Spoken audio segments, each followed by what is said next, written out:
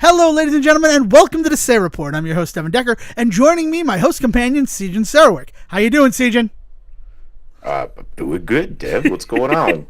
Well, prior to recording, you said you were feeling a little bit confused because bringing back old memes and tropes of the Say Report, I sent you a little bit of homework to do before we recorded this episode. And I'd like to elucidate you. I'd like to tell you why I sent you those things. So why don't you tell the crowd at home what it is that I sent you as homework? And then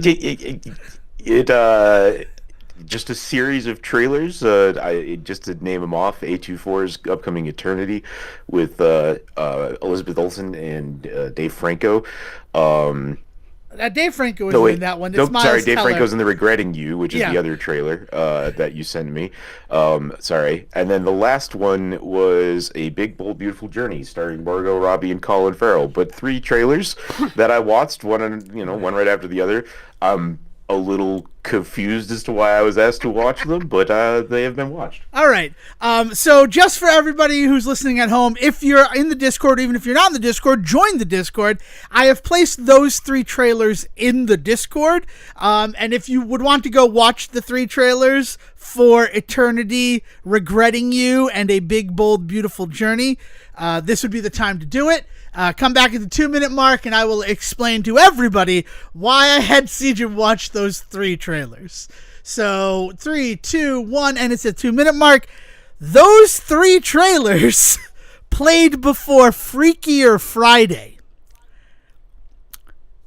the PG-rated, by all accounts, family or children's film that I happened to find myself at a showing of on this past Friday.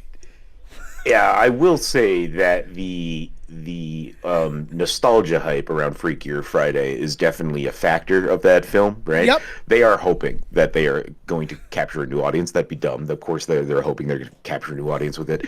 But that is definitely a movie being made for the people that got to see Freaky Friday in theaters, or at the very least as they were growing up, right? Yes. So I actually kind of do get it, because these are very much movies that are marketed towards, to be frank, older middle-aged women, right? Yeah. And that is Freakier Friday. That is these romantic movies that you've had these previews for, but also a little weird, right? There's a little bit of what's the word I'm looking for? Not absurd. It's magical not realism. Either, it's but like fantasy realism. They're fantasy films. There's a fantastical element to it. Looks like most of these films. Regretting You, I'm not so sure, but definitely Eternity, and definitely Big, Bold, Beautiful Journey. Right. So there's some fantastical realism, as it were.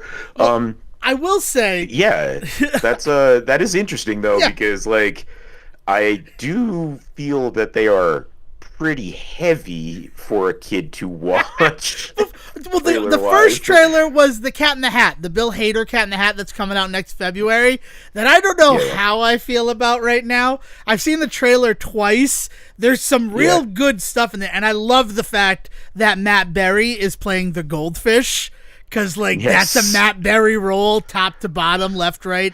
It just covers the board. So I'm excited. I'm in that one. But then they roll into... We're going to talk about that one, because it's a non-Illumination. It's not Illumination anymore. No, it's WB, right? It's Warner Brothers.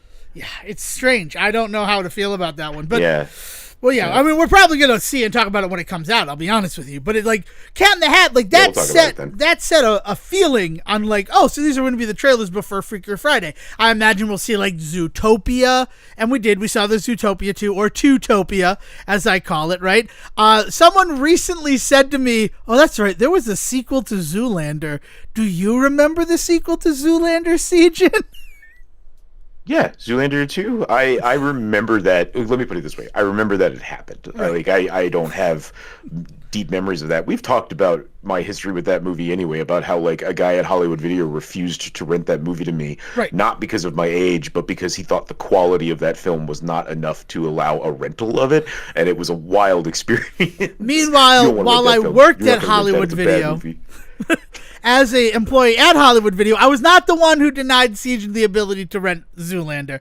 What a crazy world we'd live in if that were the case. But when I worked at Hollywood Video, I would constantly get ridiculed by customers for have never seen Zoolander. Like, they'd ask me for my opinion on things, and then if the movie was good or bad, they'd come in, and I said it was bad and it was good, or, like, you know what it is. They'd come and be like, what do you know? You've never seen Zoolander. And, like, that didn't cut the way they thought it did.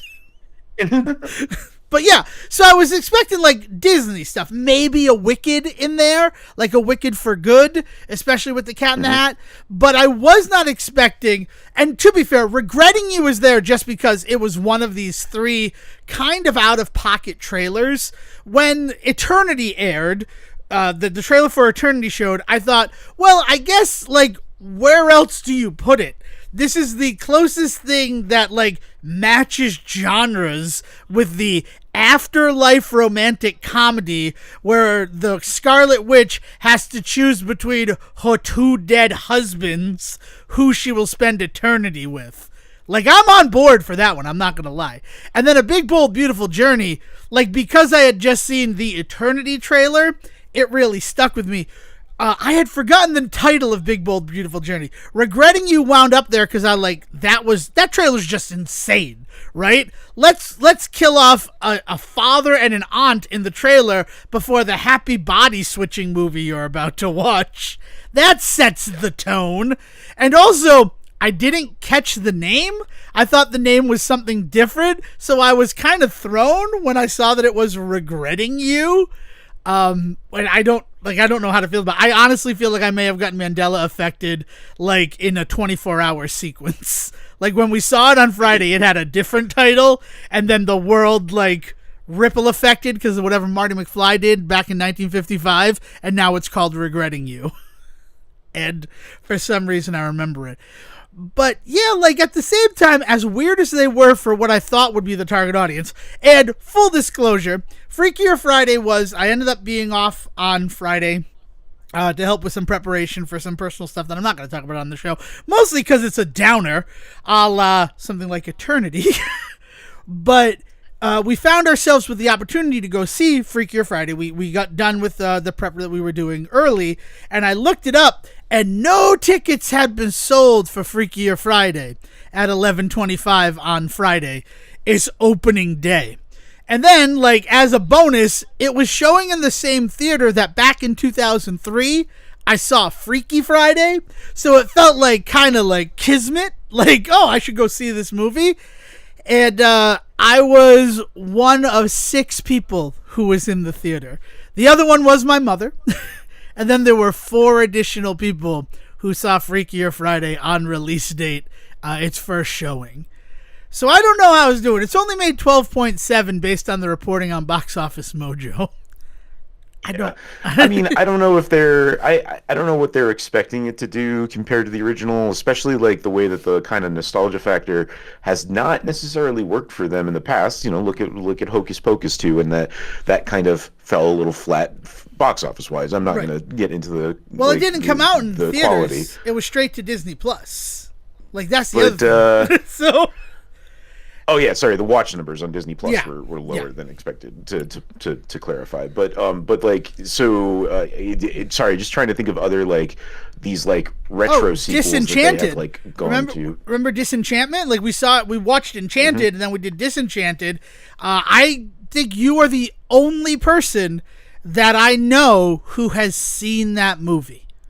I could not name another person that has seen the sequel to the Amy Adams Enchanted film that dropped straight on Disney Plus.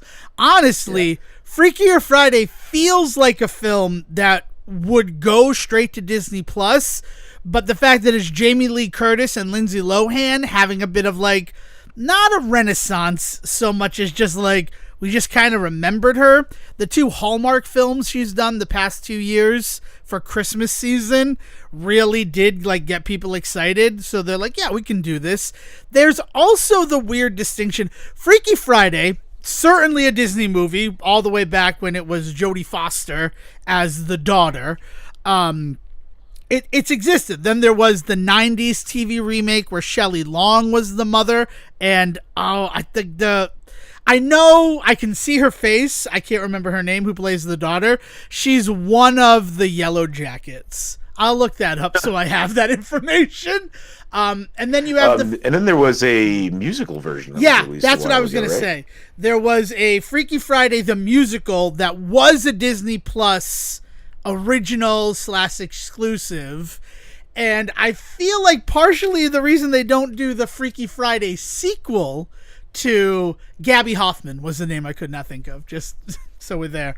They don't want to dump another Freaky Friday because I don't know what the watch numbers were with that musical, but I do think you might be the only other person in the world, not to harp on that fact, who's aware of it.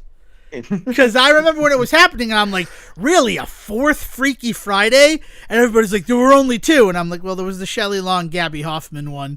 I know it was a Disney Channel original in the 90s, but it still exists. Like, it was still very much Disney trying to hold on to that. And it's weird. There has been a Freaky Friday. I don't think there was one in the 80s. That's the only one that there hasn't been one, because 76 with Barbara Harris and Jodie Foster, 95 Freaky Friday, 2003 Freaky Friday, 2018 Freaky Friday, and now Freakier Friday in the 2020s. The only one that lapsed is frickin' the 80s. There was no Freaky Friday in the 80s, which is something, right? I don't. Yeah, but so Freaky Friday for Disney is one of those franchises, because it is a pure franchise at this point. Is one of those franchises that Disney really keeps in its back pocket, but is very it's easy to consume for families. At the same time, there's a nostalgia factor because of exactly what you're talking about. There's always a really fun star draw for it. Like, I mean, Shelley Long, come on, and then Jamie Lee Curtis being in the original of this one was like huge, and now the idea that they were able to get her back, and on top of that, as you said, Lindsay Lohan's having a little bit of a renaissance. So there's like a clear draw to it. I mean, it's fun. It's a body switching thing, but it sits firmly in that that library of film that Disney has. Like, I think of it in the same film as the Witch Mountain movies, right? Yep. And the Parent Trap movies, what are the old Kurt Russell ones? Yeah, the Kurt Russell. That's what I was thinking. What is it? It's a high the school Computer Wore name. Tennis Shoes. Yeah, the Computer Wore Tennis Shoes. The World's Strongest, and then there's a third one. The mule, the kicking mule. Gus, the field goal kicking mule. I think might also be one of those.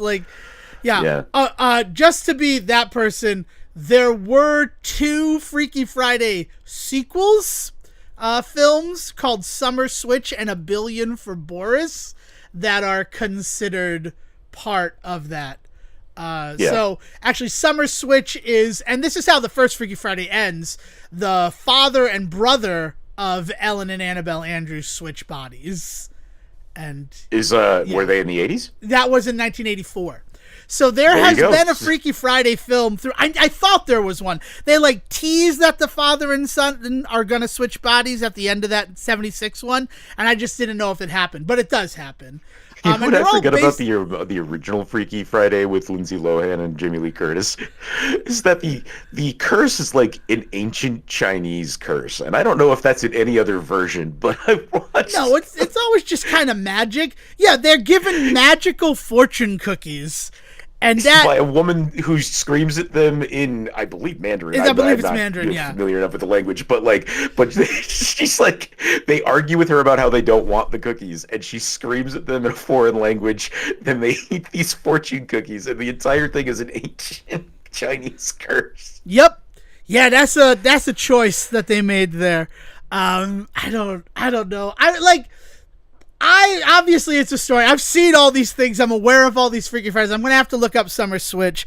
But I'm going to be honest with you. Spoilers for Freakier Friday is really good. It's a really good movie. There is some laziness, and I will talk about that laziness here, because I think it's important to call out laziness when it does happen.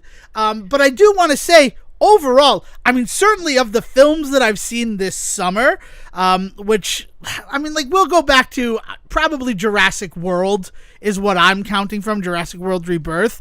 Freakier Friday is probably the best film I've seen, and that includes Superman and Fantastic Four. But in terms of, like, we have this real interesting thing that's going on in cinema right now, where we don't want to have to give people, like, an origin story. We want to start in motion. So we kind of give a recap as what was going on. And it's, for a couple of these things, they're like existing franchises, but new entries in the franchise. Like Superman, it's a new person who's playing Clark Kent / Superman. Jurassic World Rebirth is a perfect example of that. But also like Fantastic Four, like, you know who the Fantastic Four is, but here's this little montage of this Fantastic Four. And Freakier Friday does that same thing, in case you've never seen the 2003 movie and you're just jumping into the 22 years later sequel. They kind of give like a nice little montage thing. They're a little quiet about it, but you know what happened. But they like have the meet cute between the two parents, which is, it's Lindsay Lohan and Manny Jacinto from The Good Place, which, like, he's slaying as a character who doesn't have to just be the dumbest person in the room. Like, he is a hell of an actor. And it's a shame that he is in the movie and Julia Butters, the original Anna Cat from American Housewife, are in the movie, because they're really good actors. So when Jamie Lee Curtis, this is my mother saying this, it pains me to say it, she was the worst part of that movie. And it's kind of sad, but she kind of was. Like, it just like she showed up. She had a couple of scenes where she slayed, but, like, she was just kind of going through the motions for a lot of the film. And ditto, like, Lindsay Lohan. And they introduce, there's a fourth person, because the whole thing in Freakier Friday is it's not just the mother and the daughter switching places. Lindsay Lohan switches places with her daughter, played by Julia Butters, and freaking Jamie Lee Curtis switches places with who's going to be the new stepdaughter if Lindsay Lohan gets married to Manny Jacinto. That her name is her name is Lily, and she's played by Sophia Hammonds. And that's real interesting, but she's also British, Sophia Hammonds. Like, that's a whole part of the culture shock that's going on. So, Sejin, maybe I'm crazy here, but is, like, your physical body where your accent comes from? Or do you think that would more come from, like, your mental state? I think that it is... That's an interesting question, because it is a physical thing. It is about the ways in which you move, like, your mouth muscle in order to have an accent, right? Like, certain muscles come into play if you don't. I think that, like, well, this is... Okay, so here comes the question, right?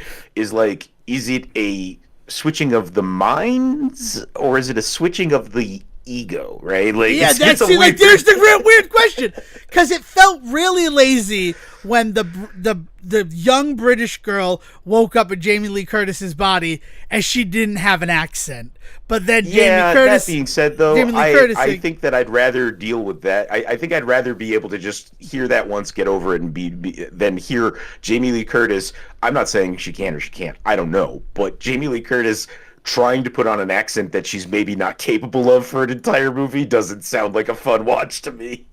No, and I think that you're right, but I think you do that as the seed, where, like, you have to pretend to be me, so you have to try to put on an American accent. And so then she does, like, so then you get that moment, because there's still a beautiful moment where she's like, where she's like pretending to do an American accent as the British person in Jamie Lee Curtis's body. You do that, but then she's like, no, I can do it. I can sound like you. I just felt like real lazy. And the reason why it felt so lazy is that Julia Butters, who I don't, you've seen Once Upon a Time in Hollywood, right? You've seen that film? She's the little girl that works with Leonardo DiCaprio. That might be something. I don't know how much American Housewife you were, right? Yeah. And after being in Once Upon a Time in Hollywood, she famously left American Housewife because she wanted her career to go get bigger. And then, of course, COVID happened, and I'm like, oh, poor Julia Butters, she's going to get swallowed up by the system. Peered into Disney film Freakier Friday and killing it. And she is the only person who, after the switch, really embodies that the fact that like Lindsay Lohan is now in her body. She drops her voice a whole octave and adds a little bit of gravel to it. She has the mannerisms and everything, where the other three are really just kind of, well, I'm just going to act like myself, but this other person is in the body. And so that feels lazy to me. I'm going to be honest with you. And I don't know, because especially the original Freaky Friday, Jamie Lee Curtis and Lindsay Lohan, they kind of put in the work to feel like they were embodying the other person while they were in their body. I don't know. That's it. But other than that, like, the film was really good. The only other thing that like kind of like took me out of it was Ahmed Barucha showing up in a scene. And no way. Yeah. Right. He works as a barista at a Starbucks. And I'm nice. Like, okay, well that was weird. I was really into this film, and then I was suddenly in college again. I fear to ask because of what they traditionally do with characters in these kinds of sequels nowadays, but is Dan Harmon still there? No, he's not. Oh, ow. Dan Harmon was in the original one? Dan Harmon? That's Mark Harmon. You got your Harmons confused. Oh, no. Yeah, you're right. Mark Harmon. Sorry. Mark Harmon is definitely there. And it's fantastic. Oh. It's so fucking good that he's there. And and I saw him and I'm like, fuck, Mark Harmon's back? Because I didn't expect it. Exactly where you're coming from. He was just so charming in the first one. He's great as like and what's great is that, especially at the time, he is playing a potential stepfather character that is genuinely sweet, genuinely like trying to like make things work with the new family and stuff. He's a really important part of the heart of the original movie of the original Curtis and Lohan Freaky Friday. Yeah, like his presence and his part in the story is sweet, right? And like it's what makes that one so rewatchable. So I was really worried they were going to say that things didn't work or like he's dead or something weird like that, because like I had, just to be blunt, have not seen him in any marketing for the movie. So yeah. So spoilers there, he does show up and it is wonderful. And he is doing the same exact thing that you expected from that first movie. It is just amped up and it's beautiful. And I was so excited to see him because I thought exactly what you thought. I forgot that like he was such a big part of the original film, and then when I saw him on screen, I'm like, oh yeah, it all came rushing back to me. And I did. Then I just was like, if he's not in it, I get it, because exactly what you're talking about, right? The legacyquel, which is what, oh my god, I got the email from the movie theater. The world's most anticipated legacyquel drops this Freaky Friday. Oh, and is that like, the new marketing term? Yeah. Legacyquel? Yeah. I mean, right. Yeah, legacyquel. That's how you'd pronounce it. It's the word legacy with a Quel at the end. Yeah. But the movie really did work for me. I was surprised because I wasn't like, it was totally a whim. It's not something like, I was charmed a little bit by the first trailer that I saw, and I liked the idea that like, oh, now 4 people are switching bodies. And I was very surprised by it, but I do not think, I mean, the fact that it's a summer, right? It wasn't a particularly nice day out on Friday. Like, it was cool. It wasn't rainy or anything, but it wasn't like, oh, we got to go to the beach because it's a beautiful beach day. It wasn't a very good beach day on that. I expected maybe a little bit more people. 6 people in the showing was a little bit surprising for me. And to look at Box Office Mojo and the fact that it opened with 12.7 million in 4,000 theaters. I don't know how it's gonna work out. Weapons. I don't know. Really, I mean, Superman, as far as opening numbers Thursday and Friday, was hitting like the $10 million mark. It wasn't actually. I don't even think it was 14. So by the end of the weekend, it had done a lot, and people were talking. So the real tell is going to be by Tuesday or Wednesday, once we start seeing some more solid actual numbers about how its weekend did. I don't know. The opening day for Superman was 56 I am not hoping million, for much. So. Superman opened with 56 million. I'm on Box Office on the Thursday? On the Friday. Friday? They don't. The Friday they show 56 mil. I don't know if that includes international. No, that's domestic daily on the 11th of July. So opening day. So, I just the money conversation with Superman has specifically been such a fucking thorny conversation with people. It sucks. I mean, like, Gunn is trying to convince people, not trying to convince people. It's not fair because I don't think that he's wrong. Gunn is trying to be level-headed about everything and saying, look, this is the first movie in a franchise. Like, yes, it is a remake or whatever, and it's a character people know, but at the end of the day, like, we are starting in a spot of this movie is not expected to change the world financially. So, like, I think that I would consider it a success already. Whereas, like, some people are out there being like, this is it. This is the end of the Gunn's DCU, like, leadership, because it's not going to even break 700 million. And it's just like, what? I don't know why that number seems to be the one that everybody's touting. I don't know. Maybe that's what, like, Man of Steel numbers were or something. But the $10 million number was being thrown. Maybe that was just Thursday night, which would actually be really good for pre-show numbers. A $10 million like pre-show day would be incredible.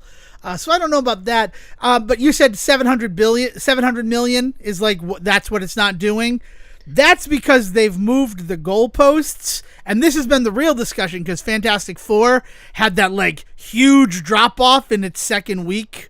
Bigger than Ghostbusters Answer the Call week 1 to week 2, which is just what I've been bringing up whenever anybody brings it up is like, that's bigger than Ghostbusters Answer the Call. Because I still have people who think there's going to be a sequel to Answer the Call somehow find me in a group situation. It said Zool on the tape. I know it did. I saw the movie. There's never going to be a sequel to Answer the Call. The second weekend was atrocious. And then Fantastic Four First Steps was somehow worse than that. And I don't know, but the thing that they've done because of that is like, well, it doesn't need to make $1 billion, but if it makes $800 million, we'll consider it a global success. And it's like that shifting from $1 billion to 800 million is really interesting. I guess that like reverse inflation, like, cause I don't know. I just don't know where that comes from, where that number comes from. But that has been what I've been reading, is that if a movie hits 800 million now, we consider it like it made $1 billion. I mean, readjusting our expectations on opening money bullshit is a good step in the right direction. Oh, I think so. I agree. I'm curious to see if it sticks or when that logic is actually applied, because I don't know. I mean, like I said, the conversation, and this is specifically Superman that I'm referring to, but like the social media conversation around what constitutes a success in this case is buck wild, right? And a large part of that is the Snyder effect, the ripple effect that Snyder has had on the DC universe going forward, just in terms of the filmmaking side of it, obviously. Like, the ways in which this movie is getting compared to stuff, the way this movie is like being held up against things that I just think is super unfair. Like the ways in which this movie is going to have to prove itself. Superman is 2025 is going to have to prove itself to some people in a way that no movie should have to, is wild to watch in real time. Yeah. Did you know that there's a sequel to War coming out on August 14th? A sequel to War? Yeah, War 2. I don't know if it's the same, but it really kind of feels like Rogue Agent Kabir became India's worst villain. Now India sends their deadliest operative, Agent Vikram, to hunt him down. Two lethal forces clash in a global game of cat and mouse, facing impossible choices. Wait, like the Jason Statham Jet Li war? That's what it feels. I mean, that's where my mind jumps to. I don't know. I thought that already had a weird sequel, or like a straight to DVD sequel. Maybe I'm misremembering, because Statham just does 20 movies a year. Many movies. They all look the same to me. I love the man, but I mean, we all know it's true. Yeah, I don't think anybody would disagree with you on that one. I just was looking through briefly, not to take you off or unfocus on what we were actually discussing there about Superman, because you're right. I think the crazy thing is that because one superhero movie made $1 billion, they now expect every movie's going to do that. And that's just setting yourself up for failure. Like, Yes. like that's, you can't expect just because one thing did it that everything's going to do it, especially at the time where, like, when those movies made $1 billion, right? So when Force Awakens and Jurassic World and I mean, I guess Infinity War would be the other one, but like Avatar, like all these $1 billion movies, we were living in a very different environment. Like it is foolish to expect that to come from every single film. So I just don't know. But yeah, sorry. No, it looks like War was a standalone and no sequel shown. And then this is basically a sequel to that, which is just crazy. That I'm excited. No. There's another. War 2 is an Indian film in an Indian franchise, with the first film being from like 2020. That's great. Okay, yeah, so I'm seeing it. Oh, that's the same. But is it a remake? Because it feels like it. Probably not, like, but maybe. It's, I don't know. War is a weird one, because War is the one where at the end you find out Jason Statham was actually the bad guy the whole time, right? Yeah. Like, that's the whole thing, is that you think that Jet Li's the bad guy, and then, spoilers for War, Jason Statham was actually the rogue agent. Yeah, the police officer that you've been following, Jason Statham, the whole time, turns out he's actually a super corrupt dude, and the reason that Jet Li is going on this rampage is his fault. Is to try to find it. Like, he's gone rogue to out the rogue agent. Because if he revealed he's stolen a list of like all this stuff and we have to catch him, but it turns out like he didn't really steal that list, just whoever would be on that list would be the person who's bad. Yeah, that movie's crazy. Like, in terms of films that we saw together, I loved that one. It is a movie very elevated by its stars. Like Statham and Lee really bring that movie to a level that script doesn't necessarily deserve. But it's fun. Like, it's still a fun one. Oh, yeah. To the fact that I see War 2 and my mind jumps to, remember that great Jason Statham Jet Li movie?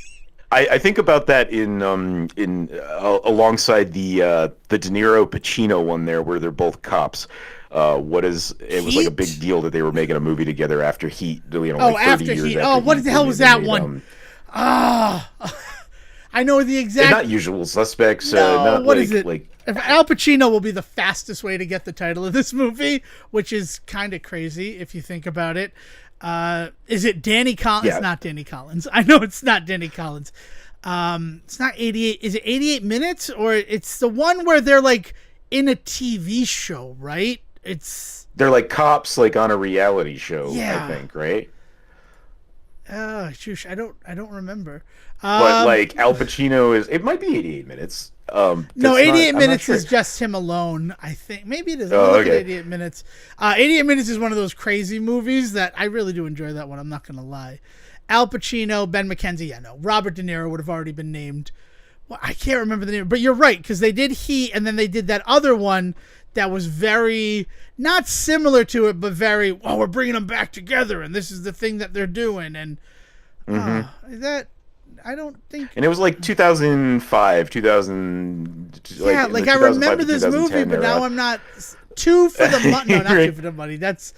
I don't remember, and it's gonna. I don't want it to derail the episode. Like, for a movie that should be unforgettable because it is these two huge guys coming together playing these cops, and then Pacino turns out to be a dirty cop, and like 2008's Righteous Kill. Righteous Kill. Yeah, that's what it was. Right. 50 Cent was there as Curtis Jackson. That's, and you know what, you get that in like. John Leguizamo's in that movie, and then I think about Unleashed, the Jet Li movie, where Mario himself, Bob Hoskins, is the one who's holding the leash that Jet Li's on. Oh my god. So very similar. Gosh. But yeah, so I don't know, like Freakier Friday, it was interesting, but I don't think it's gonna do well. I think that people probably are just gonna wait for Disney Plus, and that's the bigger story. I think that's also the issue with something like Fantastic Four. It's these people that I keep talking to are like, I haven't seen Thunderbolts. That feels like a Disney Plus movie. And you were just lamenting how you can't watch Thunderbolts at home, even though, did you see it in theaters twice or just the one time? Sorry, which Thunderbolts? One? Oh, Thunderbolts. Thunderbolts I saw in theaters I know you saw it at Twice. least once. Once? I saw it twice. Yeah.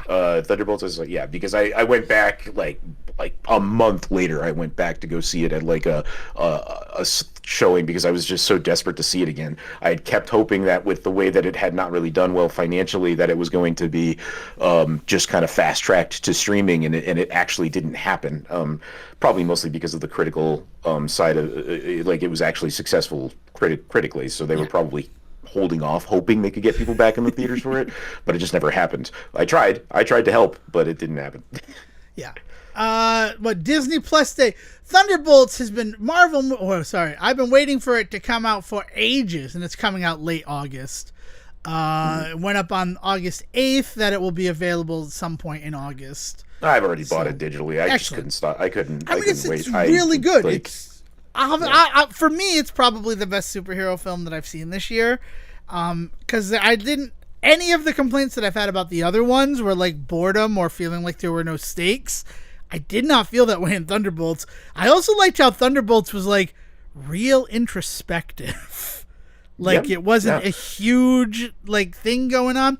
And I think that they succeeded, I've said this a million times, in making like Valentina a Thanos level threat while she is still like just a human being. But like everywhere that we've seen her in the MCU to what she ultimately ends up doing in Thunderbolts, like that was payoff. And I feel like they should focus on that victory instead of looking at all the other stuff that like hasn't gone their way.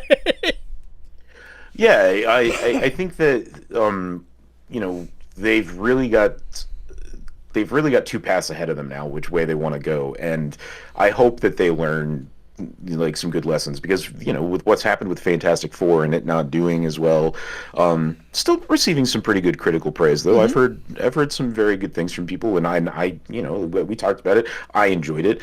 I still think I enjoyed Thunderbolts more, but that's a weird kind of game to play at some point. That's unfair. That's an unfair thing to do. Right. And so I don't know. I like Marvel's really got to figure out if they really want to keep trying to be this billion-dollar franchise, which is just not working for them, or if they're willing to actually sit back and make some fun movies again, and this is coming from somebody that generally and still enjoys a lot of Marvel stuff.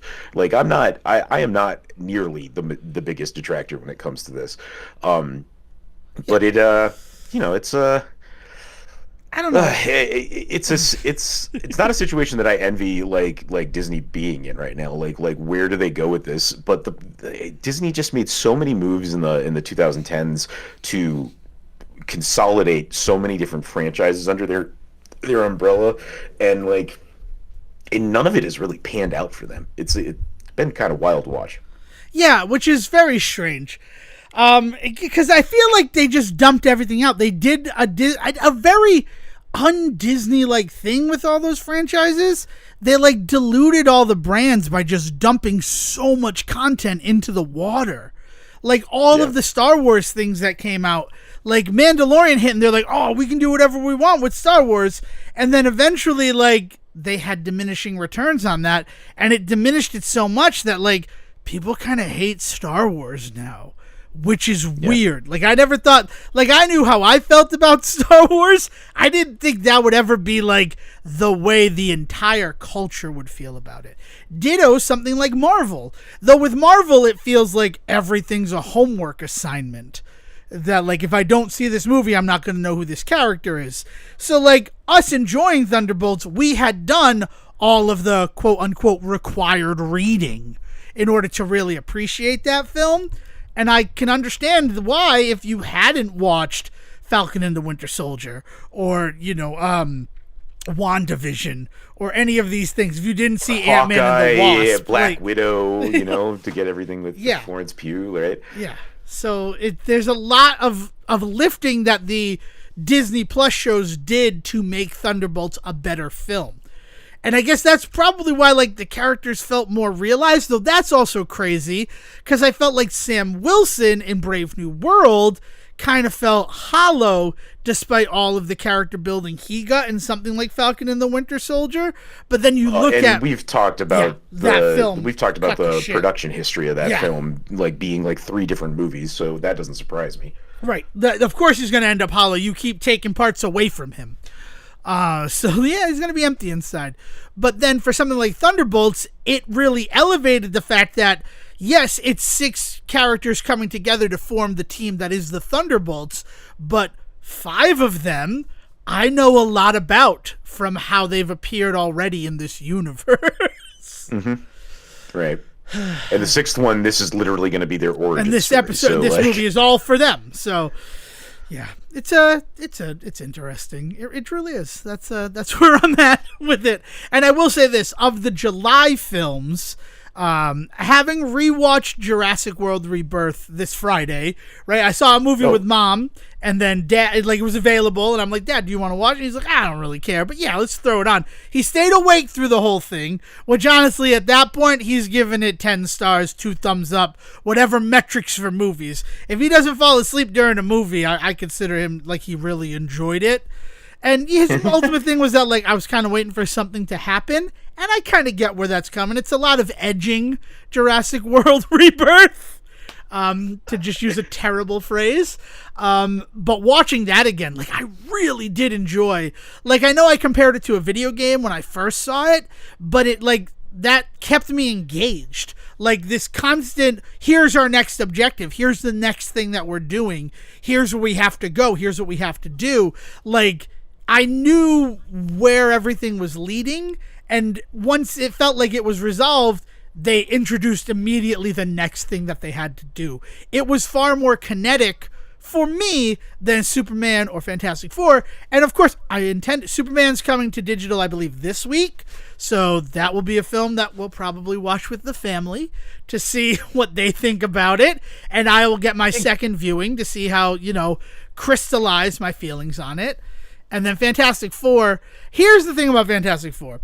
After seeing it alone on the 25th, we had tickets to see it as a family, and I'm like, I don't know if you guys need to spend tickets to see this one in the theater.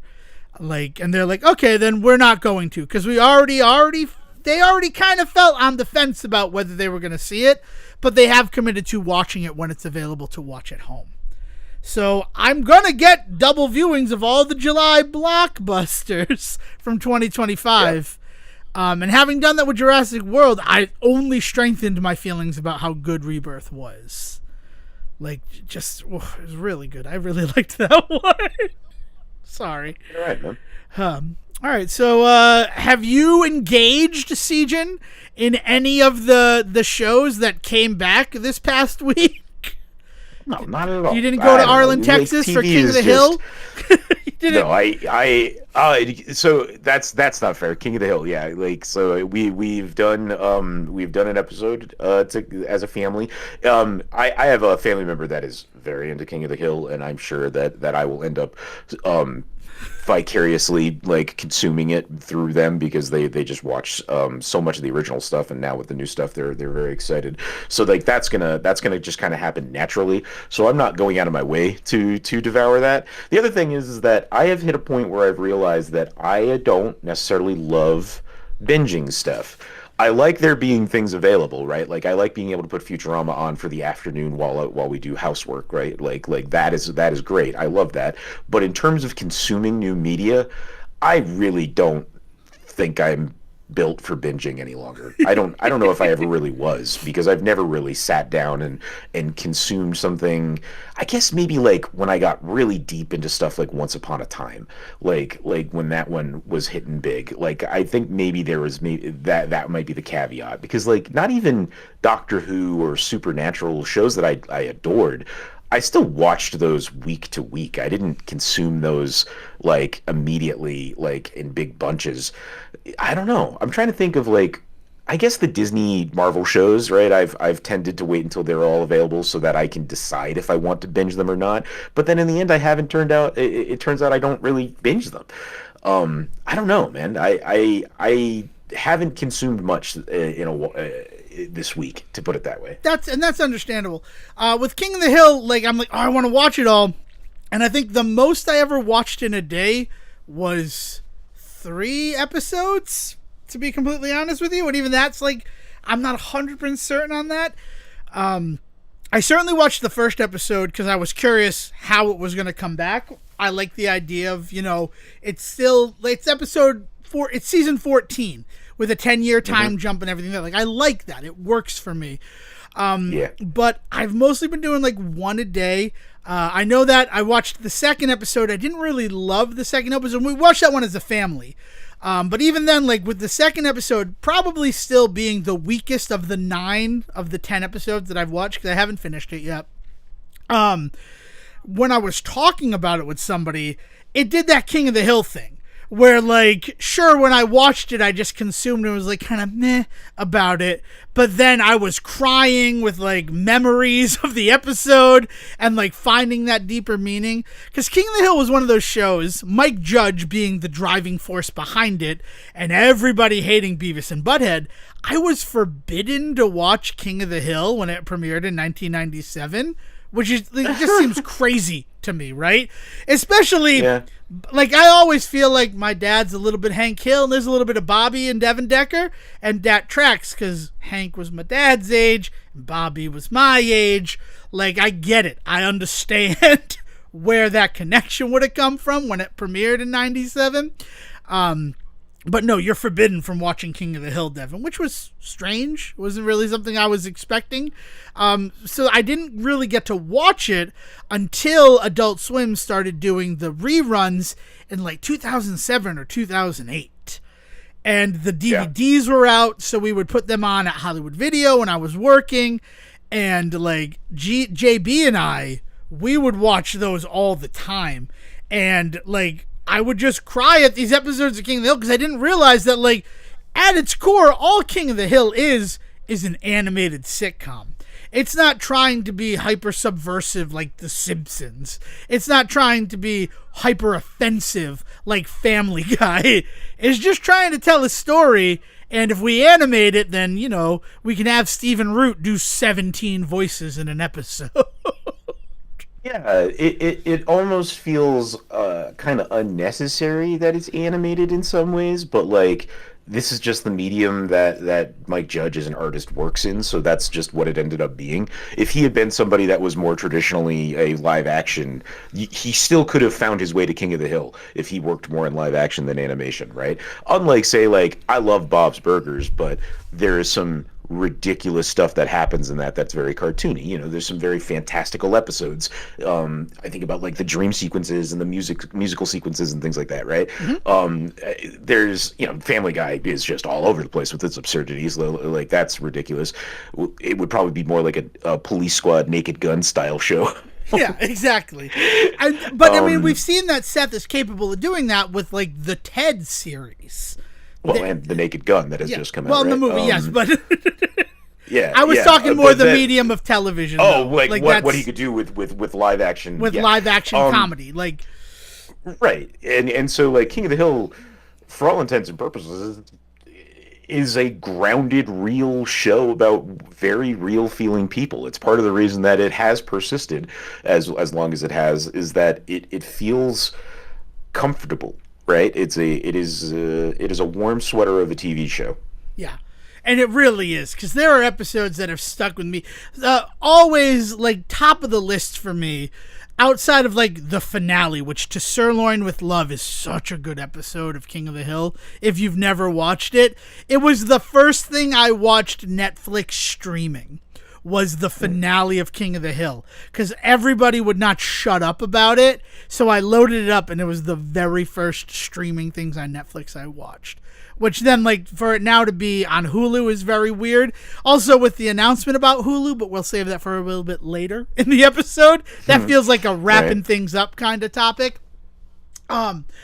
Yeah, like it that works for me, but the one where Luann is finally old enough to vote in a presidential election. And it's not that she wasn't old enough before, but it's the first time that she's getting to vote in a presidential election. And Hank is mad at her because of she's going to vote basically Democrat, which tracks because he's a very conservative character. Not necessarily like Republican and the big R, but he has conservative Texan values.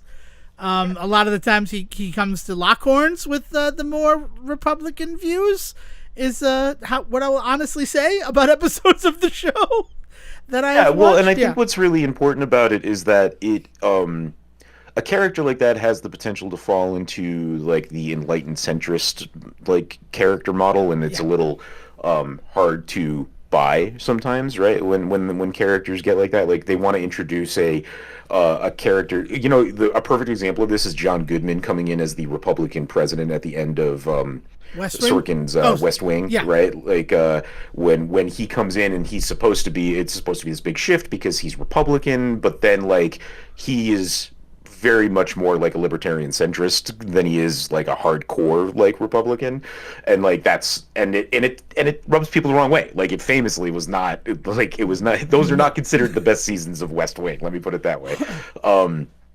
But somehow King of the Hill seems to really kind of avoid that by really grounding Hank in having very clear like morals and beliefs. It's not a wishy-washy kind of we want to give equal voices to all sides. It's just more that like Hank is just a red-blooded American that has some very specific beliefs and backgrounds that make him conservative. He is conservative.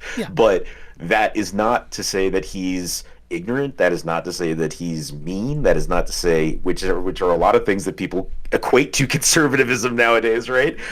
But that's just not what the show is doing. It is fascinating because it feels very much like Mike Judge was allowed to just kind of do whatever he wanted with King of the Hill, and therefore it's very successful and very well made, right? We know that when you give artists the freedom to do what they want with franchises, it always makes a better product. Whether or not that product is still the best it could be, this is up for debate, but it always seems to go better when these people are allowed to do what they actually intended to do, right? Rather than the studios coming in and like doing all sorts of weird shit to them. But at the same time, Judge never really wanted to push King of the Hill to do anything more than what it was already doing, right? It doesn't feel like there was like a big... What's wild to me is watching season 1 episodes of King of the Hill feels pretty close to watching season 13 episodes of King of the Hill, season 14 now, King of the Hill, right? Like there's not like a huge tonal shift. Whereas like The Simpsons, now granted they've had 30 some odd seasons, so it's a little bit of a different animal, but people will openly talk about how like after season 8, after season 9, 10, it really shifts in a way that people didn't stick around for, right? Family Guy has a huge shift in like how it does its thing. It got mean. It got real mean when it came back. Yeah, because it had a chip on its shoulder. And also they were splitting between it and American Dad. And then American Dad has that huge shift because Family Guy gets to do the stuff that American Dad was originally going to do, so they get to tell like actual stories instead of just a clip factory. American Dad definitely has a tonal shift for sure from its earlier seasons, but it is a much more welcome one, I would say. Oh yeah, certainly, yeah. And then when it goes to TBS and like, we get to say shit now. And it's like, but it also becomes a little bit more introspective, less political. And I'm excited to see it eventually come back to Fox and see what American Dad is going to be in its third like life on television. It is, but yeah. But I've enjoyed it so far. Like all the King of the Hill season 14, I didn't get a chance to finish it, but that's also because like I didn't want to burn myself out. I kind of wanted to let it last. And as somebody who just did like Rick and Morty had an 8th season. I'm told that that's a PSA. People didn't realize that an 8th season of Rick and Morty has already come and gone with 10 new episodes. But watching that weekly, like it was this reminder that like I have time to sit with it. They did 2 Bob's Burgers, aired like a couple of Thursdays ago. The Dead Boat Society, and then I don't remember the name of the next one, but it was no, it wasn't the E.T. one. I don't remember what the second one was. Oh, it was the kite one. They went to fly a kite with Bob's dad, and Bob ended up chasing the kite and having a whole adventure. And I would not have wanted to watch both episodes of Bob's Burgers that night. Because I think that season 15, episode 19, the Dead Boet Society, like the fact that I was able to sit with it for like 48 hours before I watched the next one, I like got to appreciate it a little bit more. And then when we watched the Kite one, it's like, oh, we have one more. And like the consensus was, why don't we let us sit in the Kite one before we go to the next episode of Bob's Burgers? Like, it's not super fun to binge the new stuff. I get binging the old stuff because, like you said, it is this cozy sweater that, like, it can make you feel warm and stuff. But the new stuff, the way that we used to take it in, like, we sat with it and we ruminated on it. And that's also where I come from things like, I don't know if you've watched any Washington Black on Hulu. I have not. Yeah, no, I've seen the title card for it, but that's about all I know about that show. Lumiere from College worked on that one, so that's what that got brought to me. And it kind of reminded me in the marketing of being like the old Sam Raimi syndicated shows. Like I thought it was going to be like a Hercules or a Jack of all trades or like a Briscoe County Jr. And then the first episode was super heavy. And also, before we watch any more Washington Black, we need to make sure the rest of the family sees Sinners. Because there's some sinners in Washington Black. Not everything about it, but a little bit of things that are going on in it. But I really liked the first episode of that, and it was heavy, and I'm glad that I didn't just rush into the second episode. And I was, like, pleasantly surprised that it kind of subverted my expectations. Also, Wednesday came back, and after a 3-year hiatus from the release of the first season, Netflix has gone with the part 1, part 2 for season 2. And of the 4 episodes that dropped, I only watched the first one. And I have to be honest with you, I was a little, like, nervous to watch Wednesday again. But that first episode recaptured all of the wonder that I had for the first season. And I'm excited to go back. And I don't know how they got him, Siegen, but he's there. He's in the show. I don't know how they keep getting this guy. You know who I'm talking about. Steve Buscemi? Steve Buscemi! Yeah! He's the new headmaster of Nevermore Academy. Excellent. Yeah. And it's on Netflix, so you know that Netflix's Golden Boy is going to show up, too. That's Haley Joel Osment. That's not Adam Sandler. I know that could have been a little confusing. No, I was thinking of the Noah Centineo had a run for a while. Yeah, Noah Centineo, who had a run of like five Netflix original movies that were all like fucking bangers. You know, I'm talking about Haley Joel Osment, because ever since he did that show Sex Education, he always shows up in the strangest locations, and it's like it's nice to see that he's still working. But yeah, so it's like good TV like that. And also, I have to say, I talked about the show Leanne. Really glad I pushed past the 4th episode, because it would have been one of those digging for gems sort of things, and then you turn around. The 5th episode of the Leanne comedy series is one of the best episodes of television that I have seen in 2025. Now, not ever, but certainly in 2025. It introduces a new character who is delightful. It introduces a new storyline that comes with that new character. Like, the first 4 episodes are like just kind of fumbling in the dark. And then the 5th one, we finally like focused in that like we should maybe just tell a story instead of just letting Leanne Morgan do her stand-up. So keep going with it. And then in the 6th episode, I'm going to spoil this one. Fucking Tim Daly's there. And you know how much I love Tim Daly. And he has now become like a recurring character after that 6th episode. So that one got a little bit better. But the 4-episode test, I would not have recommended it. So at least give Leanne 5 episodes. And if you're as charmed as I was by the character they introduced in the 5th episode, you'll probably keep going with the series. Nice. Yeah. I think that's... I am desperately searching over here to see if I can find a copy of the King of the Hill video game from 2000. I really, really, really want to see if I can play this game. I I've been going down the rabbit hole of old PC games it seems to be franchise IP stuff that I'm really drawn to at the moment, and it really seems to be adventure game style, which is what they always did with IPs whenever they made PC games. Virtual in Springfield the 90s and the so 2000s. Good.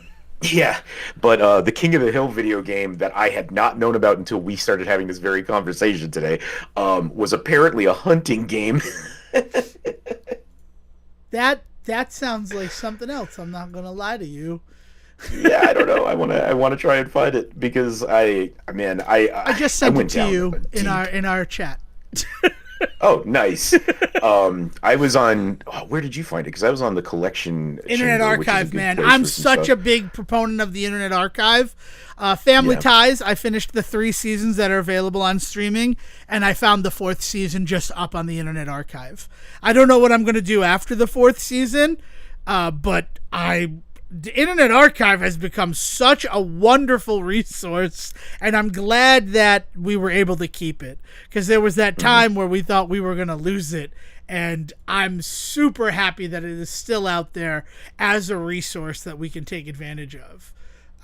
And like anytime that you mention that you're kind of looking for something, if I go, I tend to find some version of it, even if it's not like the perfect distilled version. But what I just sent you should work for the King of the Hill video game. And then, hey, since we have the supplemental material and we're already directing people there for the trailers, I'll drop a link there too. Game. Yeah, it seems like it's kind of like WarioWare micro games, and the hunting is part of it. So I don't know, but I did check when you mentioned it. I looked up the game and I found the information, and then I typed that into the archive and found it. Oh my God, the original game of life for PC, yes. All right. Anyway, thank you for this. But yeah, so I went deep. I played through a really junky version, which is a shame because I ended up actually really liking it. Are You Afraid of the Dark? The adventure game that came out in the 90s. Wow. It was, and it's awesome. It's like an episode of the show. It is legitimately like an episode of the show. It's a really cool story about I don't want to spoil it because it actually has a legitimately good twist, just like a lot of those episodes did. But let me say that it is about an evil magician. Let me just put it that way. So it's Are You Afraid of the Dark? Okay. Yeah. It's really cool. So I played through that, and so I was wondering if I could get a hold of this King of the Hill one, and now you've sent it to me, so this is gonna be fun. So good. I'll check it out too. That'll be a fun little thing for us to mess around with before the next episode of this show. But since you've launched the video game conversation portion of this particular episode of the Say Report, I am reminded of a message that I sent out in our Say Report family Discord April 29th, 2019, and I'm going to read this verbatim. At everyone, I'm asking all of my friends this because I need to put a suit of iron around the world. Do not let me buy a copy of Life Force for Nintendo Entertainment System. I wrote NES, but I wanted to make sure. You've all failed. Everyone has failed. Because on August 7th, they released Gradius Origins, which includes Life Force.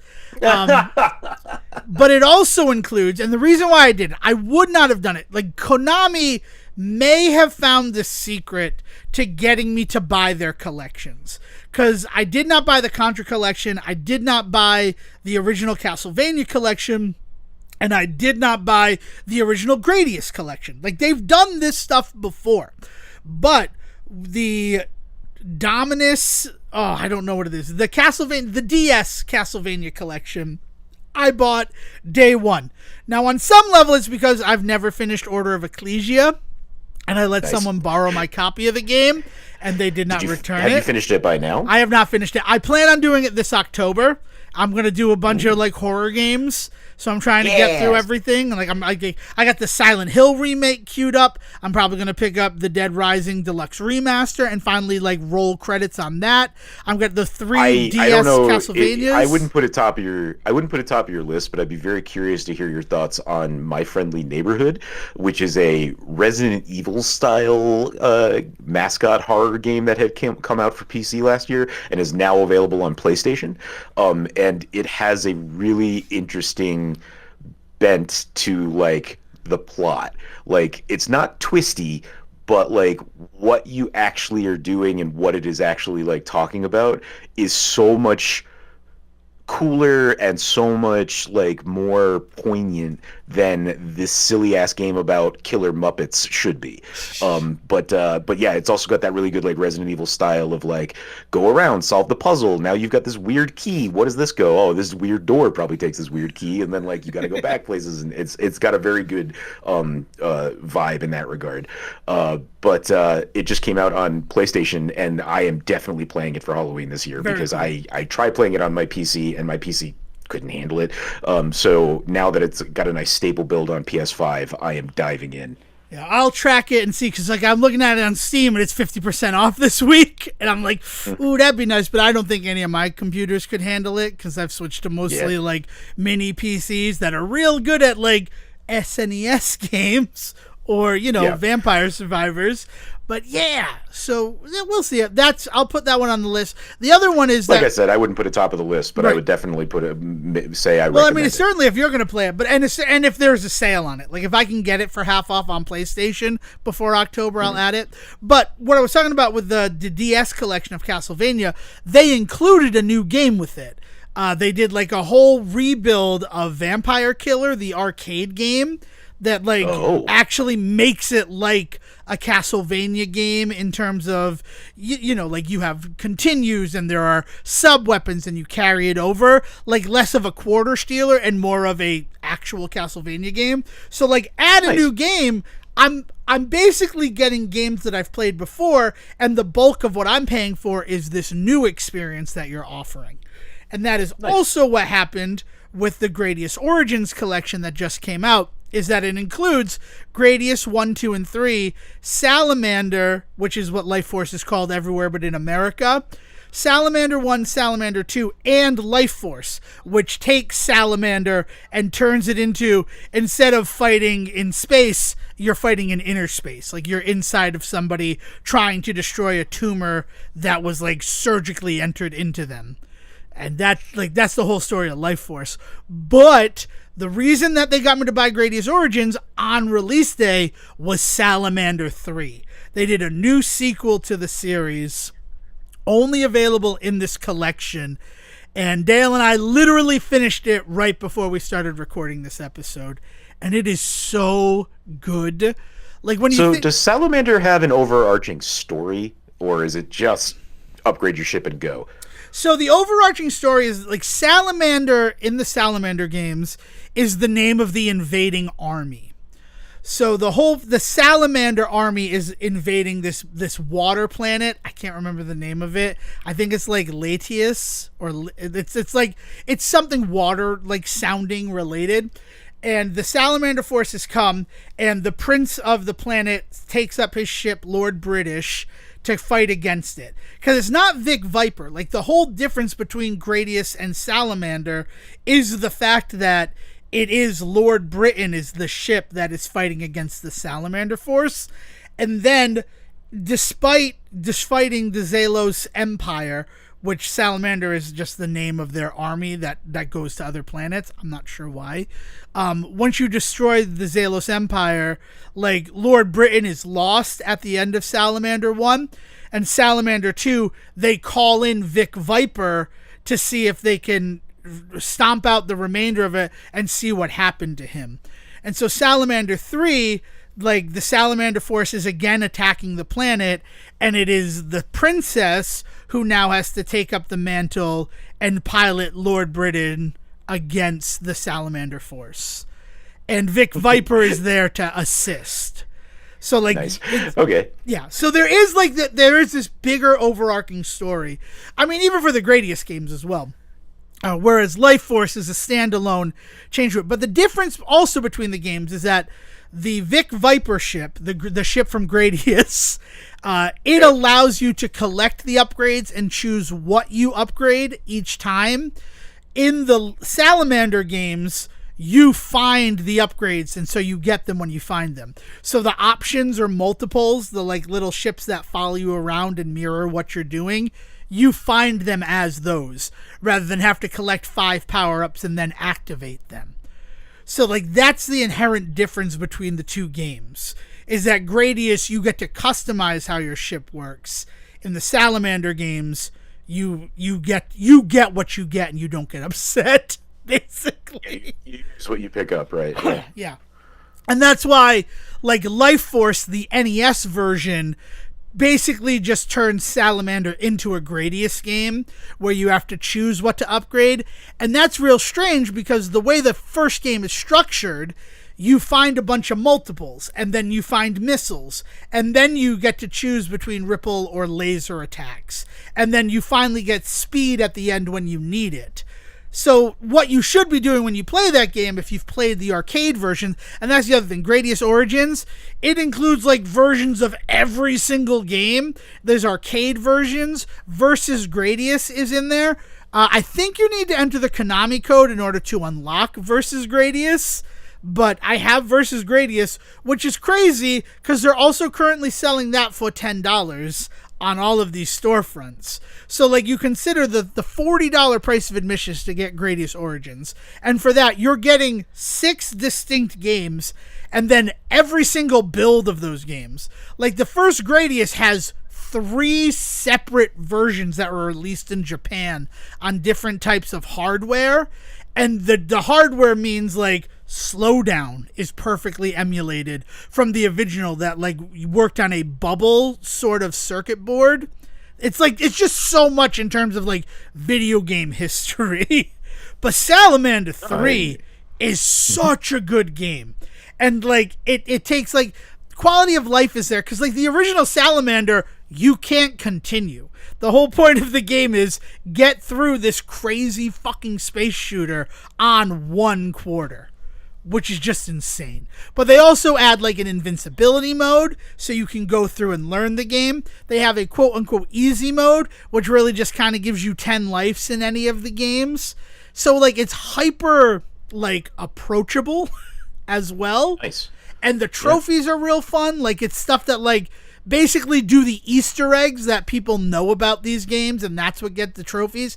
It's like complete the games are clearly one of them, but you can use, they've also added like the quality of life of you can do rewind, you can do save states. So, you know, you can get through and complete the games. You beat a level without dying, you do a save state, and that still counts towards the trophy. But they have made a package so you can fully experience these games. In terms of, like, preservation, Konami has been one of those companies that, like, we're not going to release ourselves to, like, Nintendo online services. We'd rather create games that keep them all together. And on some level, yes, that's so that they can make money off the games rather than just get whatever the payment from Nintendo is to have them on the service. But they put a lot of care into these collections. And this new thing where they're also adding a brand new game to these like I don't know, like anniversary sort of collections that collect all this history of games is really working for me.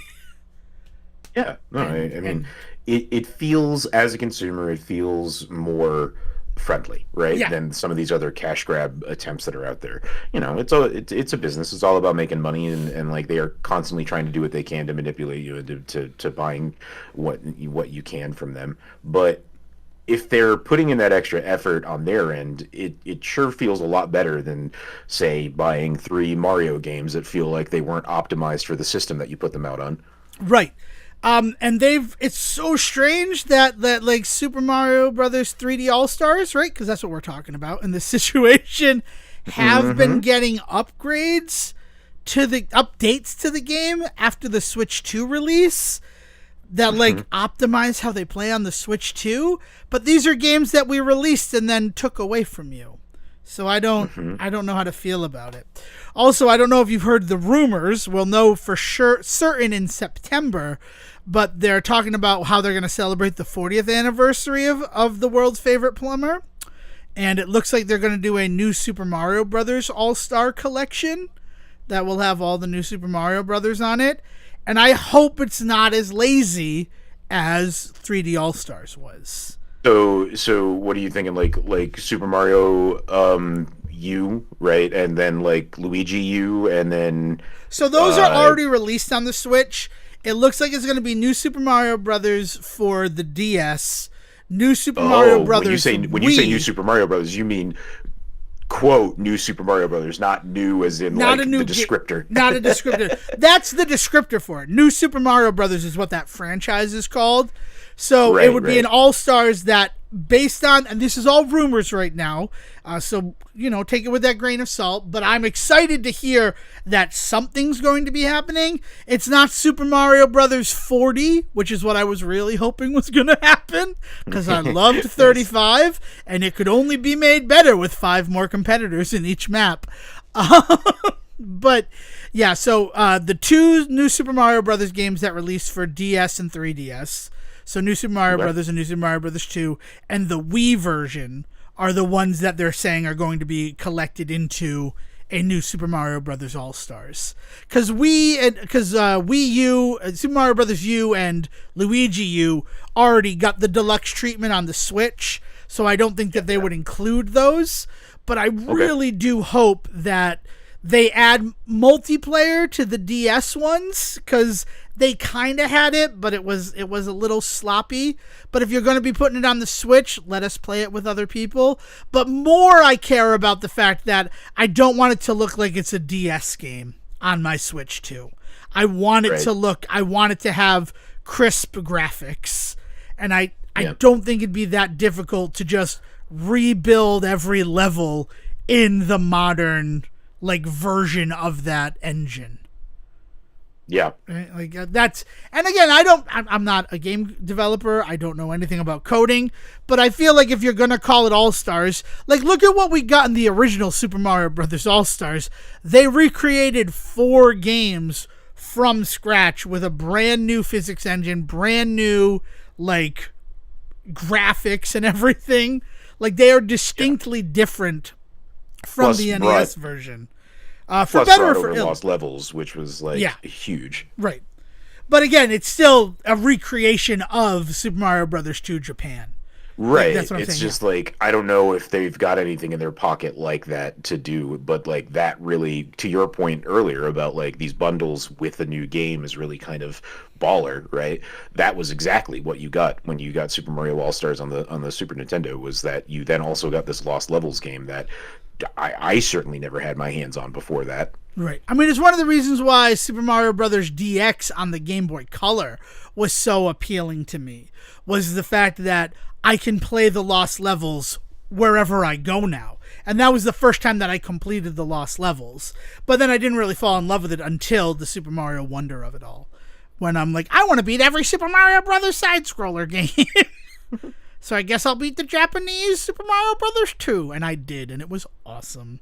And this year, one of my goals, and I've been working on it steadily, in silence, is to do 1, 2, 3. Specifically Super Mario Brothers Japan, and Super Mario Brothers 3 in one go. A marathon clear of those 3 games. So I'm excited to do that, and I've been working on it. But we'll see what happens, Siege. Excellent. But yeah, so the Gradius, I'm still playing Shadow Labyrinth, and every time I feel I really like this game, Surprise Dig Dug happened last Sunday. I was just exploring the map, and then suddenly Pukas and Figars showed up, and I could not attack them with my sword, but with my extendo arm, if I did that, I could blow them up, just like in Dig Dug. Nice. There are these moments where I'm I love this game. And then I'll do a crazy puzzle to get to a item. And then the item will just be a sparkling stone, which there are 98 sparkling stones in the game. And I'm not quite certain what the reward will give to me, but there is a reward that's Alaroon's Blessing. But the 50 that I've collected so far, so I'm more than halfway there to the 98, has been good stuff. I got another health, an Estus flask for Dark Souls, and I unlocked this whole thing called the Thanatos Valley that literally this is fucking just a 2D side-scrolling Dark Souls, this game, for better or for ill. And I found somebody, I said, I had upgraded my sword all the way.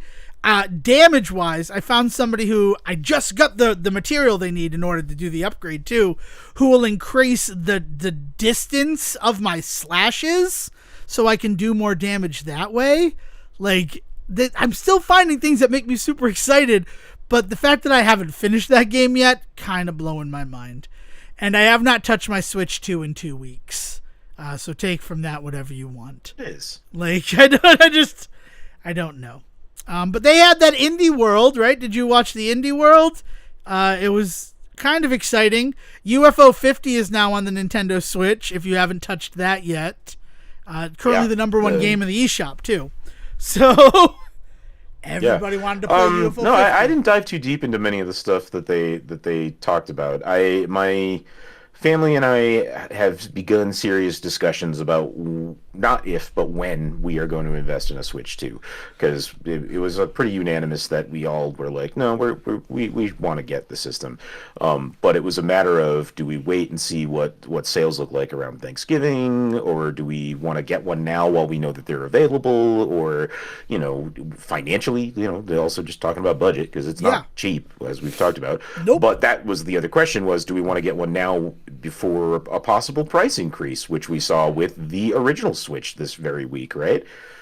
Which, not only that, but they increased all the peripherals around the Switch 2 as well.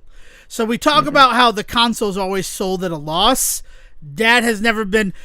I always said with the original Switch, and I know that this is like from privilege and not everybody has the right to do this, and that's what Nintendo's counting on, but if you want another set of Joy-Cons, the better thing to do would be to just pick up another system, because for everything you get when you get a system, you're saving money, right? Getting a second dock that you can set up, getting a second pair of Joy-Cons, getting a second charger, right? Even if you don't set up the dock, but having a charger that you can take with you.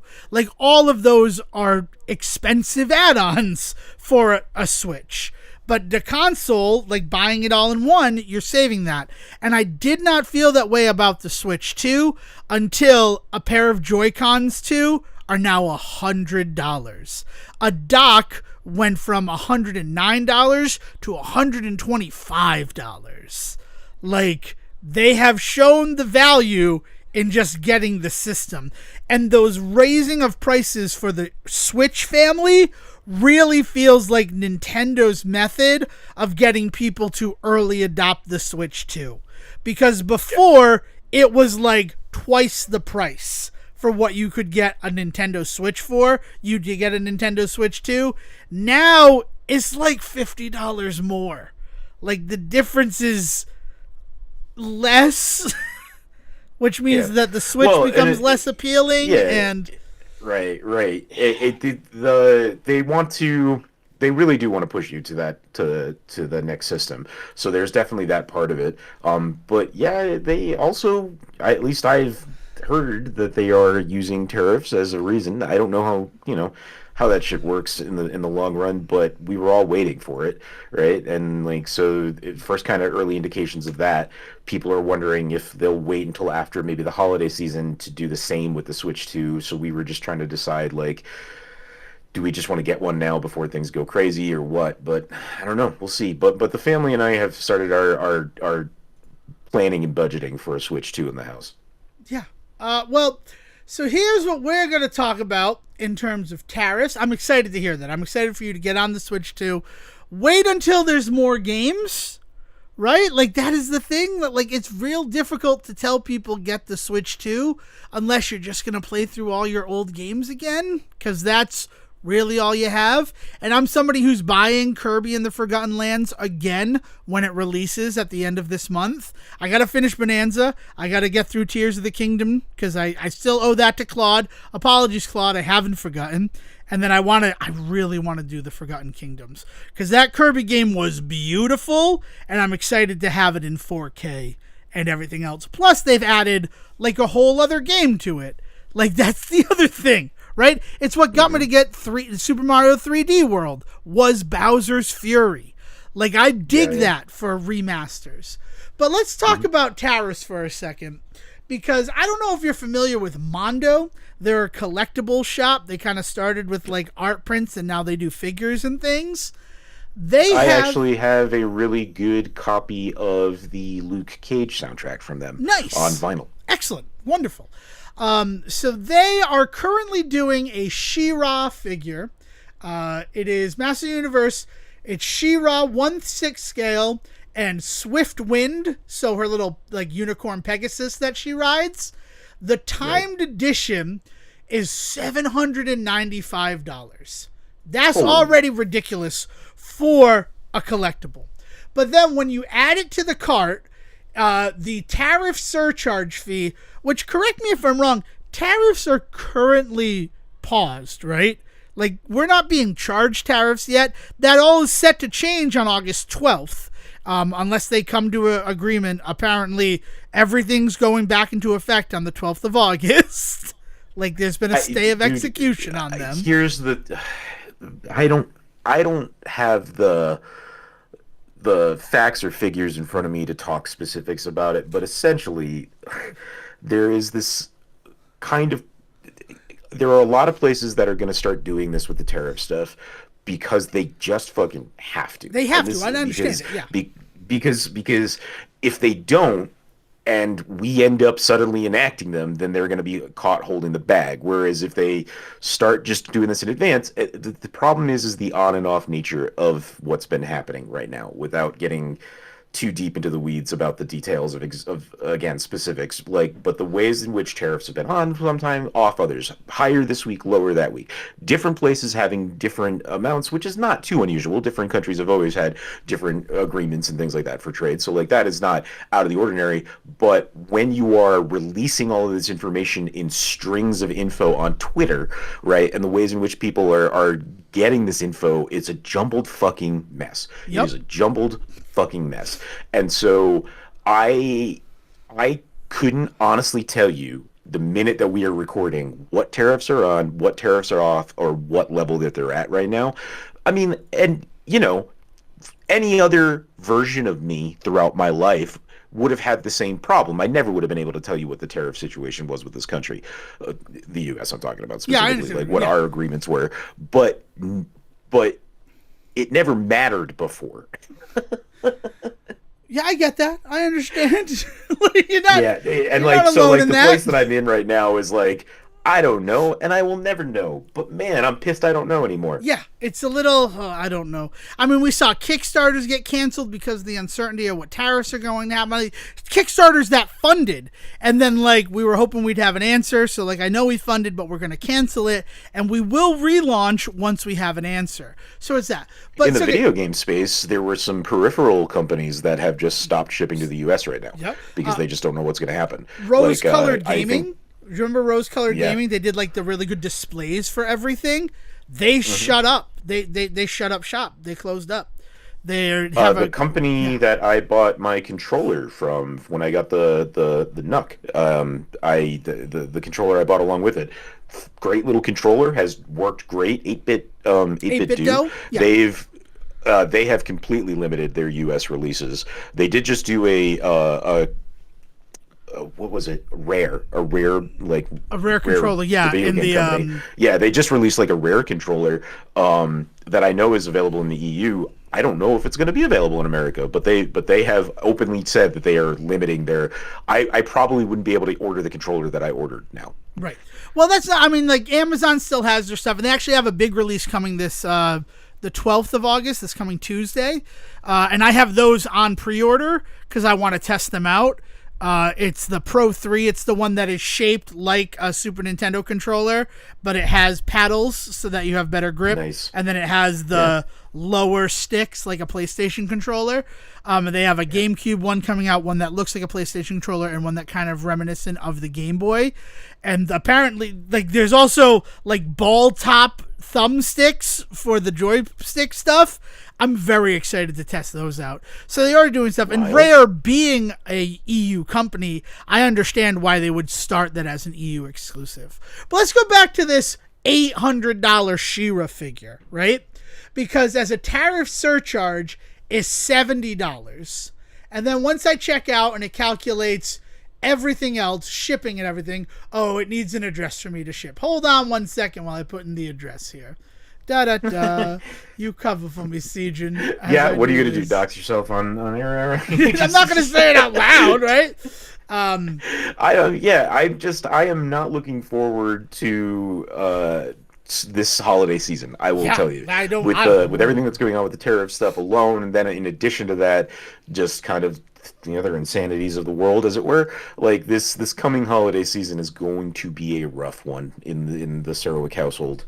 Yeah, I think it is. Like I was thinking about that in the shower a couple of days ago, where like, I think I'm just going to say I don't want anything, and that's because I don't want anyone to get anything for me, and I don't feel like I will be able to get things for people. Like, I don't want to, quote-unquote, cancel Christmas, a la an old Christmas special, right? Because Christmas still happens, right? Even if Santa Claus is sick. But it's just one of those things where, like, I can't think of anything that I want or need as, like, a gift, and I can't. It just doesn't seem like a thing to think about anymore, like with everything that's going on. But let's look at this, because this has become a very divisive figure, this $795 She-Ra figure. So with the tariff surcharge of $70, shipping is $27.95, and then the estimated taxes are $62.51. A $795 figure goes up to $955.46. That's like $1,000 collectible.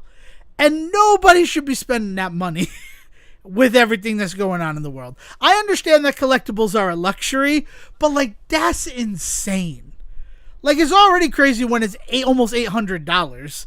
But then like $200 additional dollars in the tariffs, taxes, and shipping? Like woof. Just woof. Yeah, like, and pre-COVID, like, there was a lot of conversation. We had them on this very show about the collector's nature of the newer generations and about how there really was a big upswing in the number of people buying into this kind of culture, right? Whether you want to talk about it in the rise of like nerd culture due to like the success of comic book movies and Big Bang Theory and all that, or if you want to look at it as just like financially what people are choosing to spend their money on. Oh, millennials aren't having kids, they're just buying toys. And it's just like, yeah, but like then everything that happened with COVID just fucking threw everything for a loop in those industries, and we've talked about that. And now we've got this bullshit going on that's throwing it like this industry. I don't think the collectible industry is going to make it very much longer. Like, I will be surprised if in 10 years, if we are still talking about some of this stuff.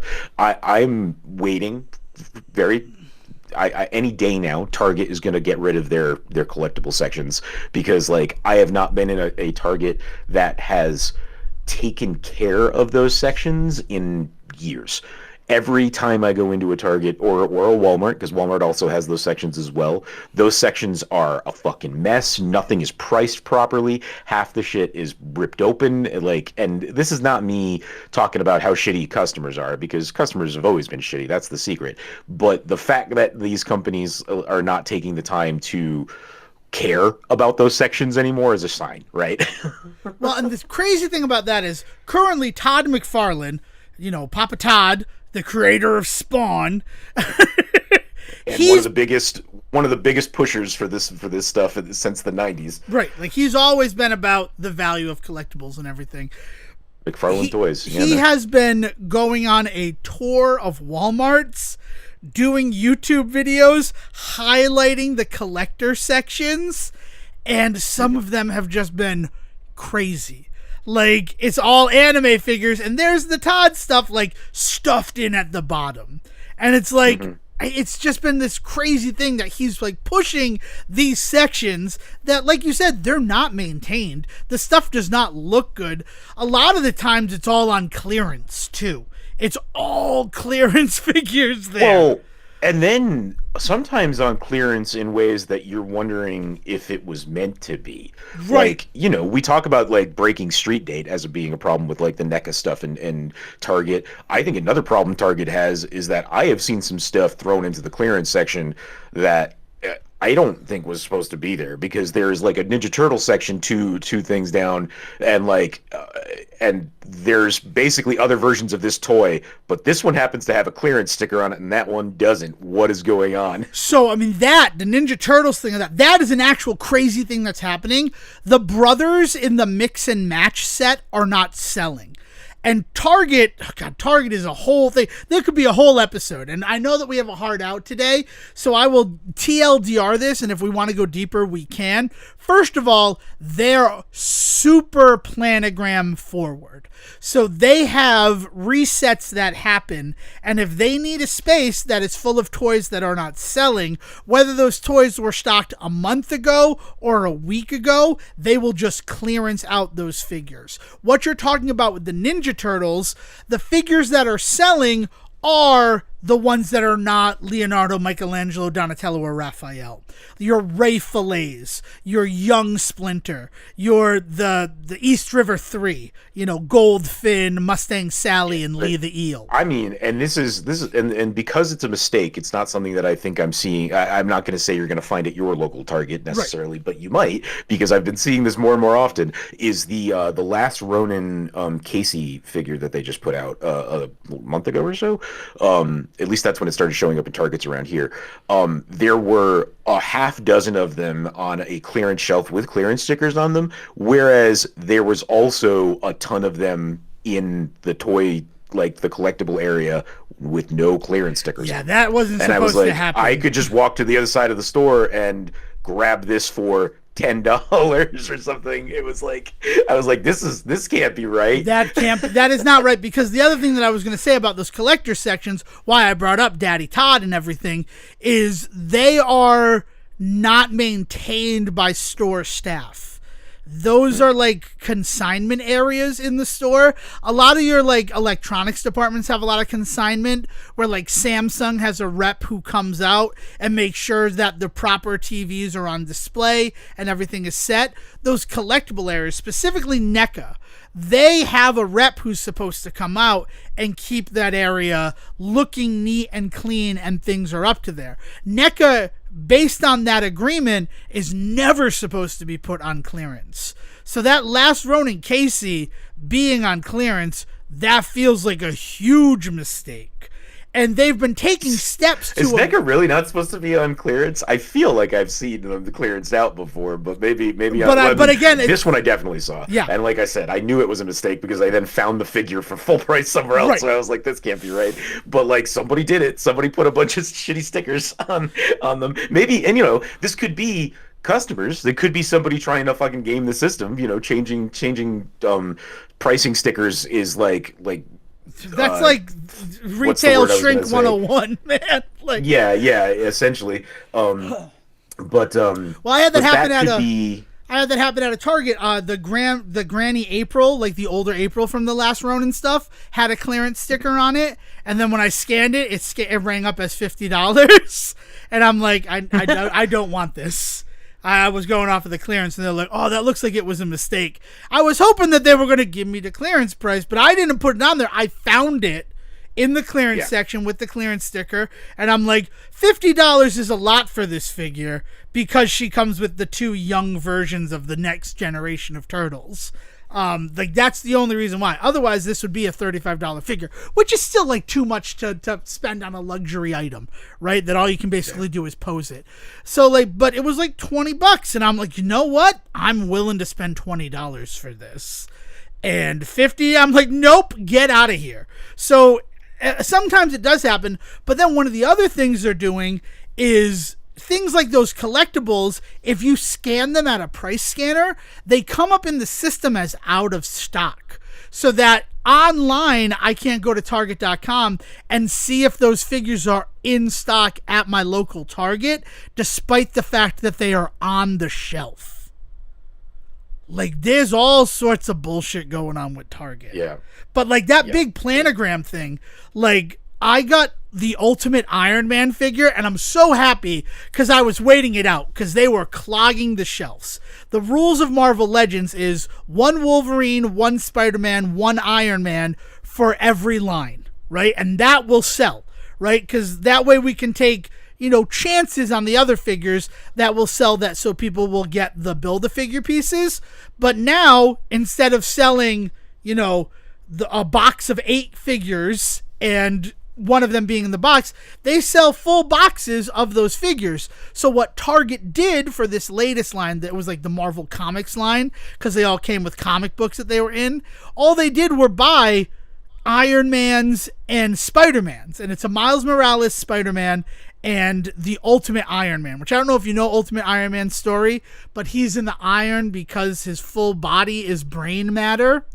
Is fucking crazy. Ultimate Iron Man story. Gotta love that grim dark from the Ultimates. Thanks, Mark Millar. Even though I think Orson Scott Card, writer of Ender's Game, actually wrote the Iron Man books, but I'm losing it. Those figures are an Iron Man and a Spider-Man, but nobody really cares about them. So they just kind of clogged the shelves for months. And I eventually got an Ultimate Iron Man figure for $8, marked down from $30. Yeah. And I just don't see, because I feel like it was like maybe 10, 15 years ago when you started to see these sections blow up in these stores. And so I'm feeling like we're kind of at that point now. We're in another 10 years. I just don't think they're going to be there. Funko was huge, and now Funko has admitted that they're just throwing away product, a la the E.T. video game. Like, it is something that is going the way of the dope. Kids don't collect anymore. The people who collect are people our age, our generation.